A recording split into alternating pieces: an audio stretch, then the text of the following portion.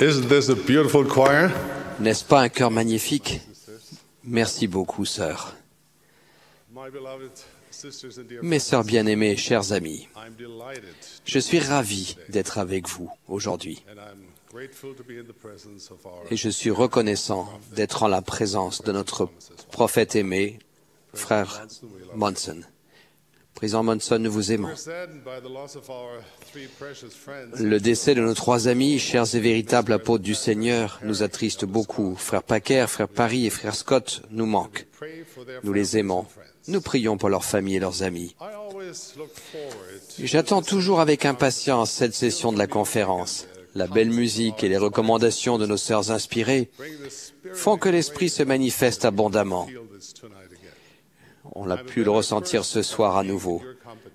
Je suis une meilleure personne après avoir été en votre compagnie. Should say to you today. Tandis que je réfléchissais à ce que je vous dirai aujourd'hui, mes pensées se sont tournées vers la façon d'enseigner du Sauveur.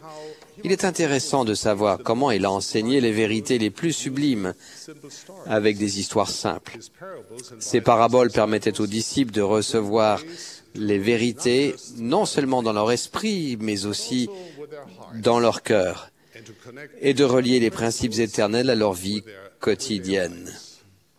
our dear president. Notre cher président Monson est également maître dans l'art d'enseigner au moyen d'expériences personnelles qui touchent le cœur. Today I too Aujourd'hui, story to share. j'ai moi aussi une histoire à raconter. Invite you to listen with the Je Spirit. vous invite à écouter avec Holy l'Esprit. Ghost will help Le Saint-Esprit vous aidera the message à for trouver le message in this. qui s'applique à vous dans cette parabole. The story is about a girl C'est l'histoire d'une fillette Eva. nommée Eva.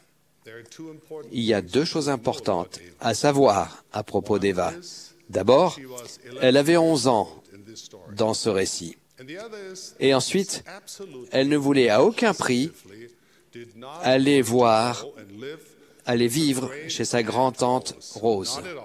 Absolument pas. Pas du tout. But Eva's mother Mais la mère d'Eva allait subir une opération qui exigerait une longue convalescence. Eva's parents were Les parents d'Eva allaient donc l'envoyer passer l'été chez la grande-tante Rose. in Eva's mind there were Pour Eva, 1,000 reasons. il y avait 1000 raisons pour lesquelles c'était une mauvaise idée. For one thing, D'abord, cela l'éloignerait de sa mère. also mean leaving Elle quitterait aussi sa famille et ses amis. En plus, elle ne connaissait pas la grande-tante Rose. she was quite Elle se trouvait très bien Thank you very là où elle était. right where Merci. she was. But no amount Mais of aucune arguing dispute or ni bouderie eye-rolling could change the ne put changer cette décision. packed up a suitcase. Eva boucla donc sa valise et fit le long voyage jusqu'à la maison de sa tante en compagnie de son père. From the moment Eva stepped inside the house, she hated it. Dès qu'elle entra dans la maison de sa grand-tante, elle la détesta, cette maison. Tout était si vieux. Every inch was packed. Chaque centimètre était rempli de vieux livres, de bouteilles aux couleurs étranges, de bacs en plastique débordant de perles de verre, de nœuds et de boutons. Great Aunt Rose La tante Rose vivait seule. had never married. Elle ne s'était jamais mariée. The only other inhabitant L'autre habitant était un Chagris, who liked to find qui aimait trouver le perchoir le plus élevé dans chaque pièce perch there et fixait like a hungry tout ce qui était en dessous comme un tigre affamé. even the house itself La maison elle-même semblait solitaire. was way out in the Elle était en pleine campagne, houses are où les habitations étaient éloignées les unes des autres.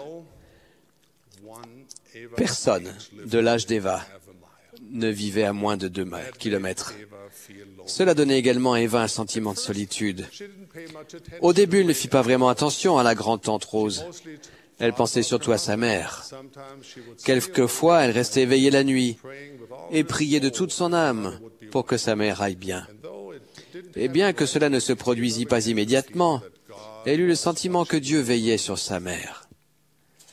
word finally came Finalement, elle apprit que l'opération s'était bien passée. and now all À présent, left for Eva tout ce qui lui restait à faire, c'était de supporter cette vie jusqu'à la fin de l'été. how she hated Mais comme elle avait du mal à le supporter, with her mind à la supporter. about her mother Eva Maintenant qu'elle était rassurée au sujet de sa mère, was a little more Eva remarquait la grande-tante Rose un peu plus. C'était une forte femme. Tout était fort chez elle. voice Sa voix, son sourire, sa personnalité. it wasn't easy for her to get Elle se déplaçait difficilement, she always sang and mais elle chantait et riait tout le temps, en travaillant, et ses rires emplissaient la maison. Tous les soirs, elle s'asseyait sur son canapé capitonné, sortait les Écritures et les lisait à haute voix. Tout en lisant, elle faisait des commentaires du genre « Oh, il n'aurait pas dû le faire » ou « J'aurais tant voulu être là » ou « Je n'ai jamais rien entendu d'aussi beau ». Et chaque soir, quand elles s'agenouillaient toutes les deux près du lit d'Eva pour prier, la tante Rose faisait de très belles prières, remerciant notre Père Céleste pour les jets bleus et les épinettes, les couchers de soleil et les étoiles et l'émerveillement d'être en vie. Il semblait à Eva que Rose connaissait Dieu comme un ami. Avec le temps, la fillette fit une étonnante découverte. La grande-tante Rose était probablement la personne la plus heureuse qu'elle ait jamais connue. Mais comment était-ce possible? De quoi pouvait-elle être bien être heureuse? Elle s'était jamais mariée, elle n'avait pas d'enfant, personne ne lui tenait compagnie, sauf cet horrible chat. Elle avait du mal à nouer les lacets de ses souliers, chose simple, et à monter les escaliers. Quand elle était en ville, elle mettait de grands chapeaux aux couleurs vives, qui faisaient honte à sa nièce. Mais les gens ne se moquaient pas d'elle. Ils s'attroupaient autour d'elle et voulaient lui parler. Rose avait été institutrice, et il n'était pas rare que de ses anciens élèves, des adultes qui avaient eux-mêmes des enfants, s'arrêtent pour bavarder. Il la remerciait d'avoir eu une bonne influence sur eux. Il riait souvent. Il pleurait parfois. Au fil de l'été, Eva passa de plus en plus de temps avec Rose. Elle faisait de longues promenades. Eva apprit la différence entre les moineaux et les pinsons. Elle ramassait des baies de sureau et faisait de la confiture d'orange. Elle apprit l'histoire de son arrière-arrière-grand-mère qui avait quitté son pays natal bien-aimé et traversé l'océan et les plaines pour être avec les saints. Eva fit rapidement une autre découverte. Non seulement la grande-tante Rose était l'une des personnes les plus heureuses qu'elle connaissait, mais elle était elle-même plus heureuse quand elle était en sa compagnie. Les jours d'été passaient maintenant plus vite. Un jour, à brûle-pourpoint, la tante Rose lui dit qu'elle allait bientôt rentrer chez elle. Eva, qui avait attendu ce moment depuis son arrivée, n'était plus sûre de ce qu'elle ressentait. Elle se rendit compte que cette drôle de maison, avec son chat à l'affût et sa chère grand-tante Rose, allait lui manquer. La veille du retour de son père, venu la chercher, Eva posait la question qui la travaillait depuis des semaines. « Tante Rose, pourquoi es-tu aussi heureuse ?» La tante Rose la regarda attentivement et la mena devant un tableau du salon. Il lui avait été donné par un ami cher et talentueux. « Qu'est-ce que tu vois ici ?» demanda Rose. Eva avait remarqué ce tableau auparavant, mais elle ne l'avait jamais regardé de près. Une fillette portant une robe de pionnière gambadait sur un chemin d'un bleu éclatant. L'herbe et les arbres étaient d'un vert chatoyant. Eva lui dit, « Ce tableau représente une petite fille. Il me semble qu'elle gambade. » « Oui, c'est une petite pionnière qui gambade joyeusement, » dit la tante Rose. « J'imagine que les pionniers ont vécu bien des jours difficiles. Ils avaient une vie très dure. Nous ne pouvons même pas l'imaginer. Mais dans ce tableau, tout est lumineux et plein d'espoir. Cette petite fille a le pas léger. Elle avance et progresse. » Comme Eva gardait le silence, la tante Rose ajouta, « Il y a un tas de choses qui vont mal dans la vie. Et tout le monde peut se laisser aller au pessimisme et à la mélancolie. Mais je connais des gens qui, même quand les choses vont mal, se concentrent sur les merveilles et les miracles de la vie. Ces personnes sont les plus heureuses que je connaisse. Mais on ne peut pas appuyer sur un interrupteur et passer de la tristesse à la joie, répondit Eva. Non, peut-être pas, dit la tante Rose en souriant. Mais Dieu ne nous a pas créés pour que nous soyons tristes. Il nous a créés pour que nous ayons de la joie. Si nous lui faisons confiance, il nous aidera à remarquer le bon, le beau, ce qui donne de l'espoir dans la vie. Alors c'est certain, le monde deviendra plus lumineux. Non, cela n'arrive pas instantanément. Mais honnêtement, est-ce qu'il y a beaucoup de bonnes choses qui se produisent instantanément? J'ai l'impression que les meilleures choses, comme le pain fait maison ou la confiture d'orange, demandent de la patience et du travail. Eva réfléchit un moment et dit, « Ce n'est peut-être pas si simple pour les gens pour qui tout n'est pas parfait dans la vie. » Ma chère Eva, crois-tu vraiment que ma vie est parfaite? Cette grande-tante Rose était assise avec Eva sur le canapé capitonné. Il y a eu une époque où j'étais tellement déprimé que je n'avais plus envie de continuer. « Toi ?» demanda Eva. Tante Rose acquiesça. Il y avait tant de choses que j'aurais voulu avoir. Il y avait une tristesse dans sa voix qu'Eva n'avait jamais entendue auparavant. La plupart ne sont jamais arrivés. J'ai eu beaucoup de chagrin.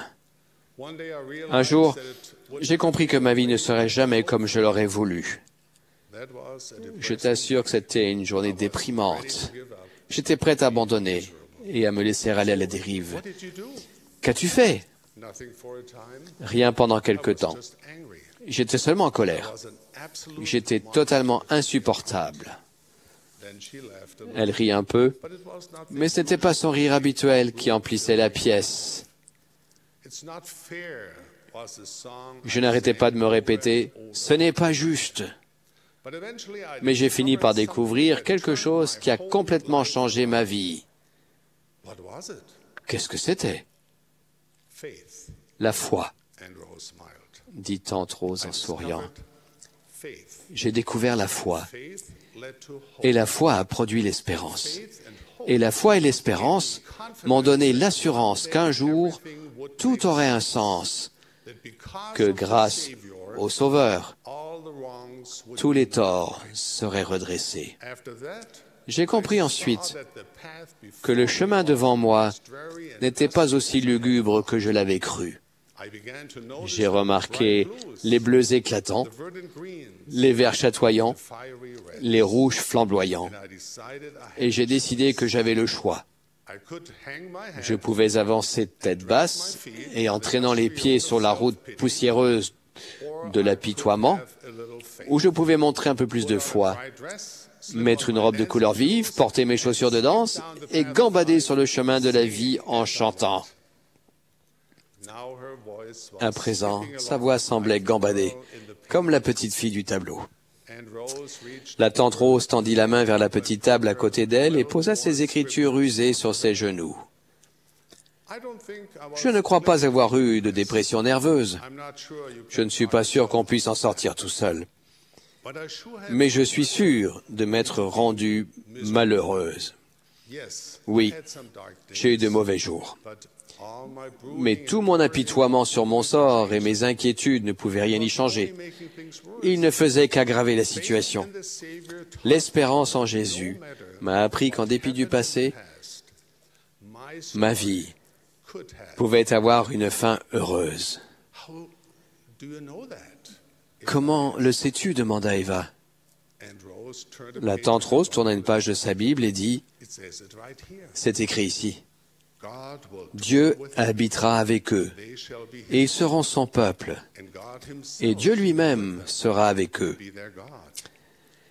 Il essuiera toute larme de leurs yeux, et la mort ne sera plus.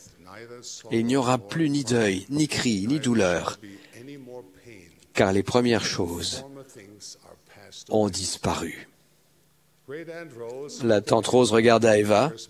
Elle avait un grand sourire et elle murmura avec un léger tremblement dans la voix, « Est-ce que ce n'est pas la plus belle chose que tu aies jamais entendue ?» C'était vraiment beau, pensa Eva.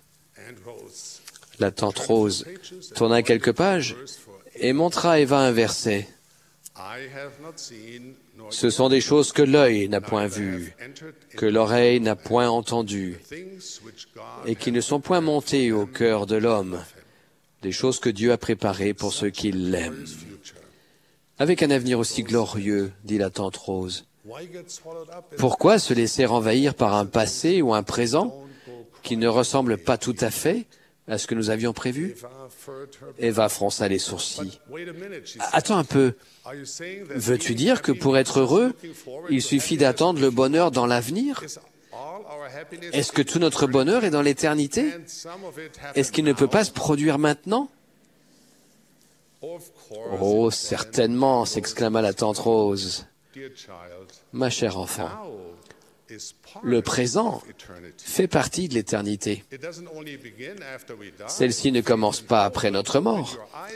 La foi et l'espérance t'ouvriront les yeux au bonheur qui t'est offert maintenant. Elle dit, je connais un poème qui dit que « pour toujours » est composé de maintenant. Je ne voulais pas que mon éternité se compose de maintenant, tristes et craintifs. Je ne voulais pas vivre dans l'obscurité d'un bunker, en serrant les dents, en fermant les yeux, et en en voulant au monde entier jusqu'à la fin. La foi m'a donné l'espérance dont j'avais besoin pour vivre dans la joie maintenant. Alors, qu'as-tu fait? Demanda Eva. J'ai exercé ma foi aux promesses de Dieu en emplissant ma vie de bonnes choses. J'ai fait des études. Cela m'a mené à faire un métier que j'aimais. Eva réfléchit à tout cela un moment et dit, « Mais voyons, ce n'est pas d'être occupé qui t'a rendue heureuse. Il y a beaucoup de gens occupés qui ne sont pas heureux. Comment peux-tu être aussi sage à ton âge ?» demanda la tante Rose. « Tu as tout à fait raison. La plupart des gens très occupés et malheureux ont oublié la chose que Jésus a indiquée comme étant l'essence de son évangile. »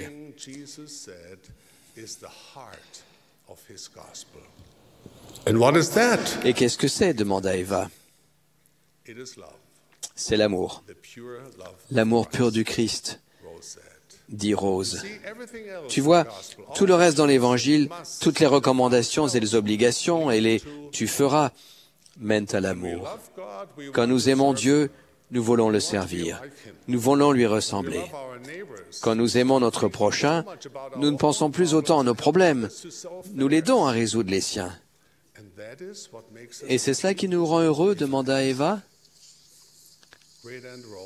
La grand-tante Rose hocha la tête et sourit, les yeux pleins de larmes.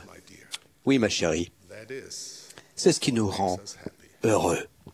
Le lendemain, Eva serra dans ses bras la tante Rose, la remercia pour tout ce qu'elle avait fait pour elle. Elle retourna chez elle et retrouva sa famille, ses amis, sa maison et son quartier, mais elle n'était plus tout à fait la même. Au cours des années, en grandissant, elle pensa souvent aux paroles de sa grand-tante Rose. Elle se maria un jour, eut des enfants et eut une vie longue et heureuse. Un jour, alors qu'elle admirait dans son salon le tableau représentant une fillette avec une robe de pionnière, gambadant sur un chemin bleu vif, elle se rendit compte qu'elle avait l'âge qu'avait sa grand-tante Rose durant cet été mémorable. À cet instant-là, elle sentit une prière spéciale monter dans son cœur. Eva était reconnaissante pour sa vie, sa famille, pour l'évangile de Jésus-Christ rétabli, et pour cet été-là, si lointain, où sa grand-tante Rose, qui lui avait enseigné l'espérance, la foi et l'amour. Mes chères sœurs et amis en Christ, je prie pour que quelque chose dans cette histoire ait touché votre cœur et inspiré votre âme.